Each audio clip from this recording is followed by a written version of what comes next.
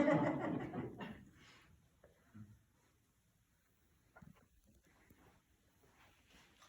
right, hello, welcome. Thank you for coming.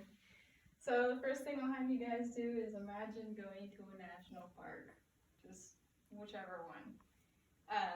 And then imagine going to see Old Faithful and it being in someone's backyard, or going to hike in Zion but can't because of your social class or your wealth, or just going to see a buffalo and you also can't because it's on privately owned land.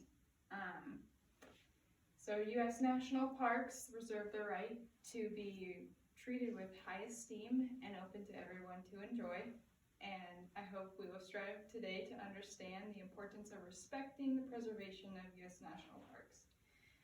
This movement started with a man named Frederick Olmsted, and there's always things that are threatening our national parks on a daily basis, but there are always things that we can do that actually help us preserve our national parks. So I'll go ahead and continue and introduce a little bit about Frederick Olmsted. He was the first head of the U.S. Sanitary Commission, and he also was a co-designer in the New York's Central Park. He was commissioned by the government of California to go into the Sierra Nevada and look at landscapes, but it was until 3 years later in 1865 that he was given permission to mark those landscapes as an actual landmark, like a national park.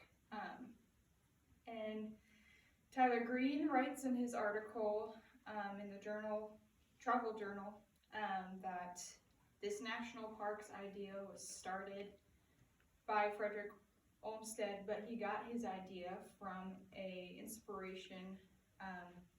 essay written by Ralph Emerson. The essay's called Nature.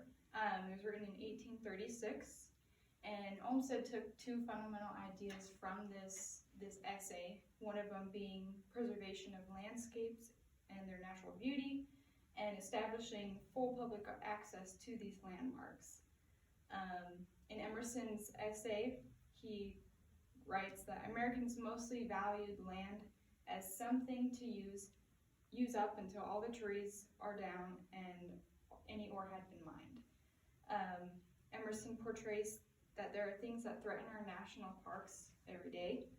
And going into that, Teresa Pierno writes in one of her articles in 2018 that the Trump administration of 2017 actually diminished moral protections of public lands.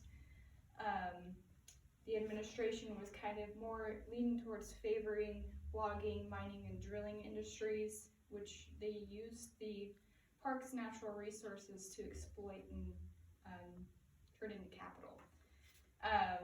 Secretary Zink of the Republican Party also wanted to increase admission rates, so it limited entry to those who could only afford it. And then the Department of Interior wanted to open untouched bodies of water, federally owned for drilling purposes, and they ended up disregarding the complete importance of the safety guards that are placed to prevent damages like oil spills. And these safety guards will save the environments around national parks, and there's a reason why they're placed there. Continuing back with Tyler Green, he wrote continuously into his article that the summer of 1864, Abraham Lincoln had signed an Inalienable for All Time Act. He wrote it for Yellowstone and Mariposa Grove, but it's applicable to all national parks. But in 2017, Secretary Zink wanted to make it possible for wealthy individuals to own parts of national parks. And neither income nor class should determine who has the opportunity to enjoy these public lands. Also, not to mention that if privately owned, the cost of damage if opened up to the public, would be about $11.3 billion worth, and it would cut park management and staff, leaving lots of people jobless. So those are just some of the things that our parks face that can be detrimental or damaging to the preservation of them. But there's things that we can do to help protect our parks, and small things end up being bigger things in the bigger picture. If you go onto the Exantra travel collection blog, they have multiple things that you can do, starting with reduce, reuse, recycle. That's a typical one, but if you can't reduce or reuse, recycling is almost always available. There's always recycling bins almost everywhere you go. You can always use a reusable water bottle. Another thing is reduce your carbon footprint. You can carpool, you can walk, ride a bike. That's just transient wise. You can eat organically. You can start a garden. You can compost your wastes.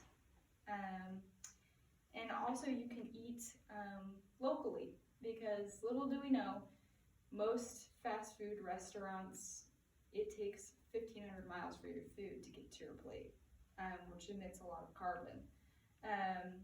And lastly, one more thing we can do is visit our parks or join a nonprofit organization that covers climate control and also just protects our parks.